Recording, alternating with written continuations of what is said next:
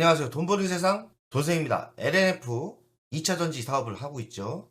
양극재 소재 사업을 하는 회사인데 그동안 매우 힘들었는데 전기적 캐즘 현상 때문에 매우 힘든 상황인데 언제까지 힘들지는 잘 모르겠습니다. 저는 한 번 더 위기가 올 거라고 생각하는데 그 이유는 중국 전기차도 매우 힘든 상태더라고요. 전 세계가 경쟁을 다 하고 있지 않습니까? 여기서 살아남아야 되고 치킨 게임이라고 하죠. 치킨 게임에서 살아남는 자가 큰 돈을 버는데 LNF 치킨 게임이 본격적으로 시작했고 살아남는다면 큰 부를 만들 수도 있을 것 같은데 지금 당장 치킨 게임이 중요하죠. 중국과의 경쟁 살아남는다면 저는 희망이 있다고 생각합니다. 다만 시간이 필요할 거라고 생각해요. 종목 상담이 들어왔고요. 저는 별 하나를 줍니다. 별 하나인데 좀 시원한 별 하나가 아니라 시간이 필요하다. 치킨 게임에서 살아남는다면 별 하나를 받을 자격이 된다. 사실 별 하나를 줄까 말까 하다가 그래도 치킨 게임에서 살아남는다면 저는 충분히 승산이 있다고 생각합니다. LNF 종목 상담 받고 싶습니다. 비중이 크고 평당가 21만 4천 원이라 어떻게 해야 할지 막막합니다. 저도 LG화학에 최근에 투자를 했지 않습니까? 최근에 투자한 사람들은 괜찮아요. 왜냐하면 지하실인 것 같은데 지하실 아래 더 하락할 수도 있지만 21만 4천 원 많은 손해를 보셨죠? 막막할 겁니다. 저도 막막하지만 희망을 찾아 종목 분석을 하겠습니다. 현재가 49,500원. 금요일 날도 5%대 하락을 했나 봐요. 회원님 평균 단가는 21만 4천원. 너무나 큰 하락을 했죠. 시가총액은 1조 7,976억. PBR은 2.77배. PER은 적자인가 봐요. 그래서 PER 기준은 없고 배당금도 없습니다. 외국인은 16%대 가지고 있습니다. 지금 봐서는 막막하죠. 왜냐? 시가총액도 싼 게 아니고 PBR도 싼 게 아니에요. 적자이고 배당금도 안 줘요. 정말 막막합니다. 동사는 코스닥에서 거래소로 이전을 했나 봅니다. 그건 호재죠. 2차전지 양극 소재를 만들고 있고요. 양극재 소재는 하이브리드차, 전기차, 전기 자전거, 전동 공구 이런 데 들어가죠. 대주주를 보겠습니다. 세로닉스 23.71%, 국민연금이 6%대 갖고 있어요. 국민연금도 물렸지 않나 이 생각이 들고 자사주가 7.54%. 자사주가 있는 거는 비중을 봐서는 방어를 위해서 있기 때문에 자사주가 있는 게 호재도 아니고 악재도 아니죠. 국민연금이 6%대 좋게 봤을 건데 국민연금도 미래를 못 보고 실패를 한 거죠. 국민연금이 돈생보다 주식을 잘하는 게 아니에요. 그 사람들 중수 정도밖에 안 된다고 보시면 돼요. 돈세형 회원님들 돈세형 방송을 1년 이상 본다면 적어도 국민연금보다 주식을 잘할 수 있어요. 고수가 될 수 있고 돈세형은 저 윗단계인데 어쨌든 열심히 돈세형 회원 방송을 보시다 보면 실력이 있을 겁니다. 회원님이 들어간 21만 4천 원대 단가와 돈세형에 들어가는 타점이 틀리고 일반 대중들이 2차 전지에 열광하고 불나방이 될 때 돈세형은 고점이다 이 이야기를 했고 그때 저는 방산주에 투자를 하기 시작했죠. 그러니 그런 흐름을 읽는 사람이 고수고요. 그런 사람들이 이 시장에서 살아남고 돈을 법니다. 그러니 돈세형이 어떤 시기에 뭔 투자를 하는지 잘 보시면 아 이렇게 주식을 해야 성공을 하는구나 알 수 있을 거예요. 2차 전지 많이는 아닌데 일단 투입을 했지 않습니까? 1차부터 투입했죠. 매출 구성을 보면 제품이 98.49%예요. 양극재 있죠. 수출 구성을 보면 수출을 꽤 많이 합니다. 제가 신문을 보니까 테슬라에 편중되게 납품을 하고 있는 것 같아요. 다른 고객사가 더 필요하다고 합니다. 최근에는 국내 배터리 업체에도 납품을 시작했나 봐요. 그러니 희망이 보이기 시작하죠. 이 자본금 변동구 상황을 보면 유상증자를 했는지 물량이 나오고 있어요. 이거는 주식을 증가시키기 때문에 주식의 가치가 떨어지죠. 그래도 어찌할 겁니까? 유상증자 할 때는 해야죠. 두산 에너빌리트가 돈생이 투자할 때 유상증자 저 3번 당했어요. 이제는 2만 원에서 6만 원 급등을 하지 않습니까? 유상증자가 꼭 나쁜 건 아니에요. 단기적인 악재이지 기업은 일단 살아남으려면 유상증자를 하는 게 맞습니다. 유상증자를 비전문가들이 무조건 요구를 하는데 그럼 주식시장이 필요 없는 거예요. 물적 분할도 요구를 하고 유상증자도 요구를 하고 그럼 주식시장이 왜 필요합니까? 그러니까 유상증자가 있다는 거는 단기적인 악재입니다. 살아남는 게 더 중요하다. 관계사 현황을 보면 간단합니다. 광미래 신재료, JH화학공업 있습니다. 연간 실적을 보겠습니다. 22년 3조 8천억, 23년 4조 6천억에서 24년 갑자기 꺾이죠? 반토막 납니다. 1조 9천억. 이때부터 힘들어지는 거예요. 25년 약간 반등했죠? 2조 3천억 정도. 근데 문제는 3년 연속 영업이익이 적자가 나고 있고요. 당기 수익률도 3년 연속 적자가 나죠. 안 좋은 거죠. 부채 비율은 135, 200, 287. 지속적인 부채가 늘어나고 있습니다. 안전한 게 아니에요. 그리고 유보율은 아직까지 현금 여력이 있는 것 같아요. 3,742%. 25년 1분기를 보겠습니다. 작년 대비 6,500억에서 3,600억이니까 줄었죠.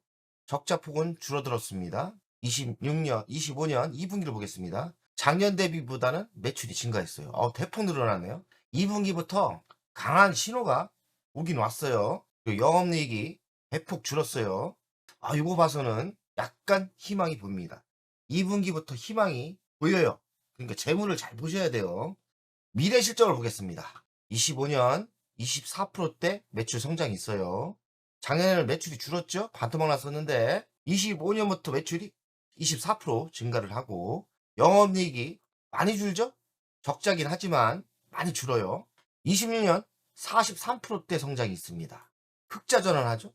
이건 뭡니까? 야, 이거 타이밍만 좋게 들어간다면 LNF 바닥에 살 수 있는 타이밍이에요. 그렇지 않습니까? LG화학 같은 거하고 똑같은 거예요.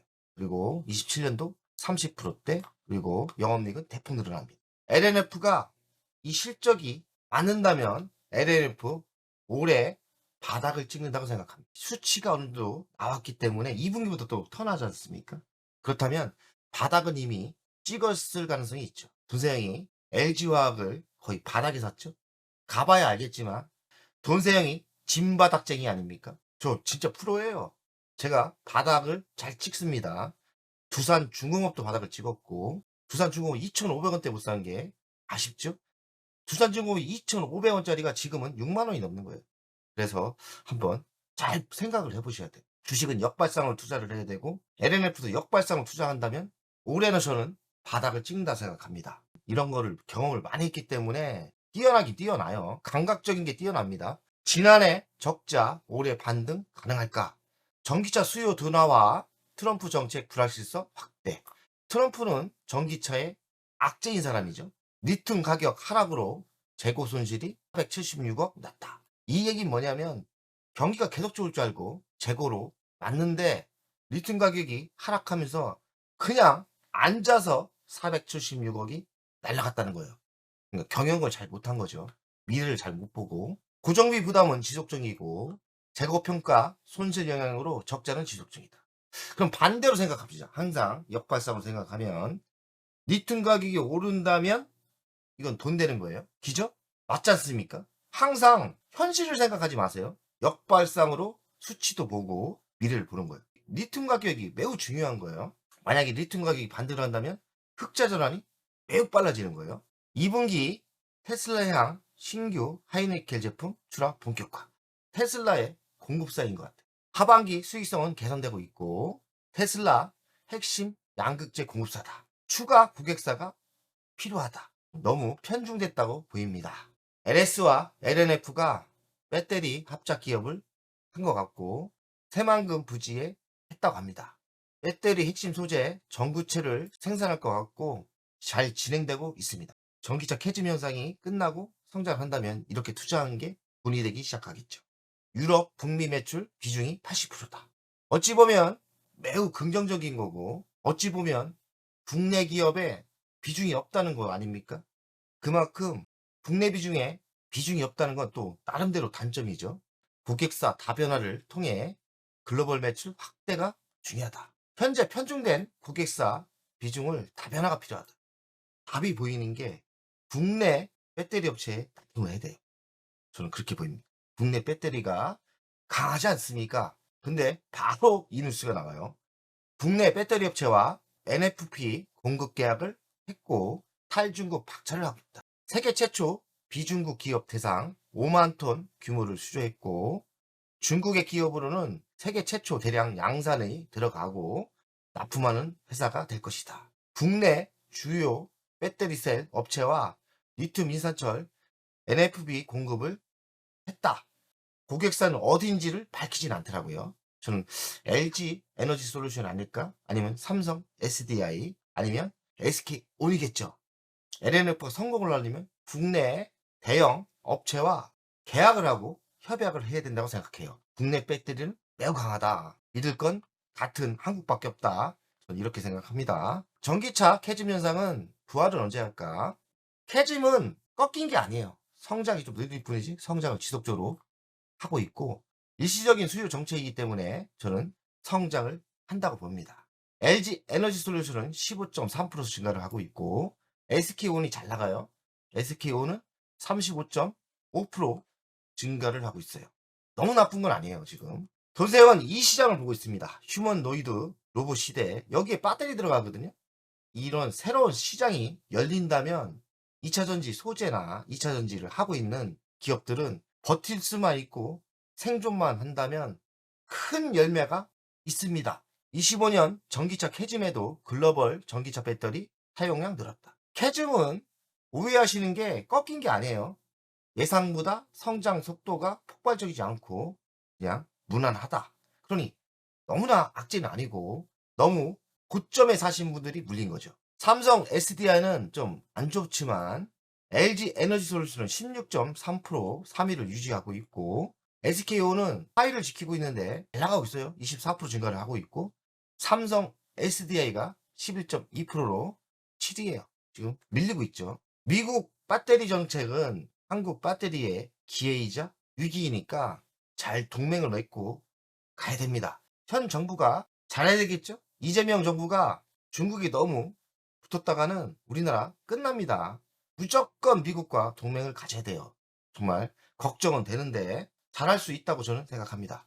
그러나 현 정부가 매우 중요하다. 미국에게 찍히면 끝난다.